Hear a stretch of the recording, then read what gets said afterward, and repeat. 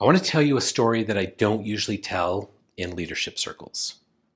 It didn't happen in a boardroom or on a stage or in the middle of a dramatic business decision, and nope, not even in my living room. It happened in my car. Years ago, I was leaving my office after a long day, and the building that we had some trees nearby, and I'd always parked underneath one trying to catch the shade. Nothing unusual, totally normal for me. So I start driving home, which is about an hour away, and I knew every turn of that drive by heart.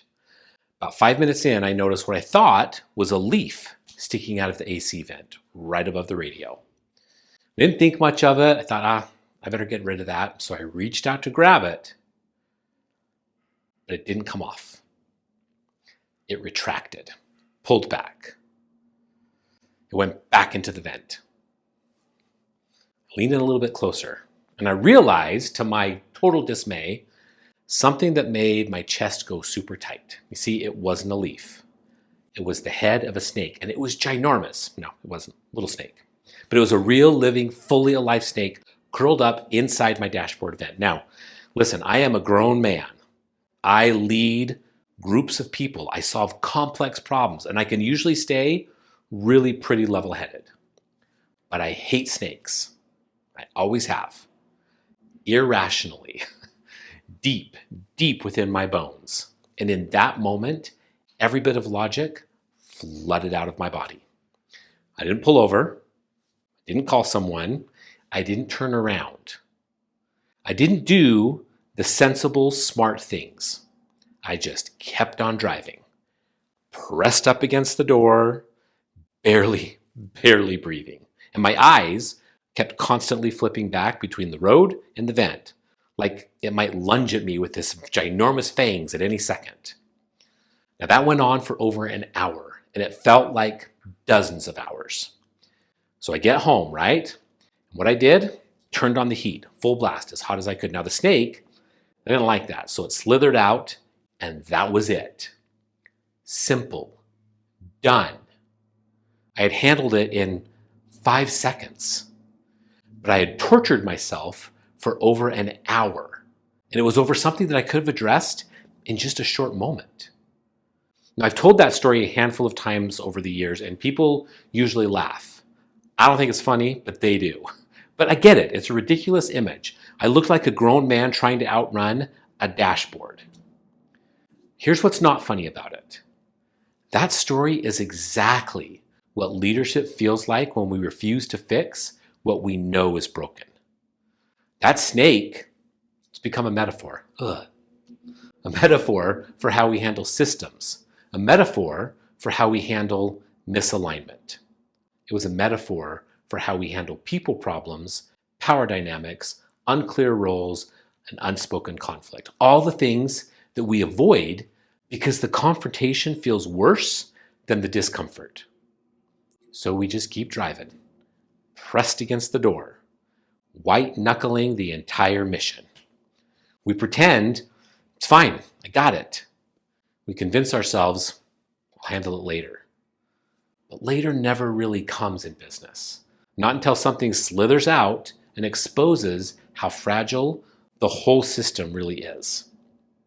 I've lived this more times than I want to admit. Not the snake thing, the business thing. And I've lived it in a much harder, more personal way when I entered into a business partnership that on paper looked tailor-made and perfect. Same goals, same vision, same outcomes directly in mind, but not the same values. And when I'm willing to get really honest with myself, I saw it pretty early on in the relationship. Subtle signs, different standards, different expectations for communication, for responsibility, for how people should be treated. And I ignored it. Because the momentum that we had, it was good. Because the optics looked clean and exciting. Because the short-term wins were starting to stack up. But every time I didn't address what I felt, the discomfort grew. And just like the snake in the dashboard, I braced. I drove forward anyway. And it worked. Until it didn't, which means it never really worked. Now, the day that partnership finally fell apart wasn't the day that the damage began.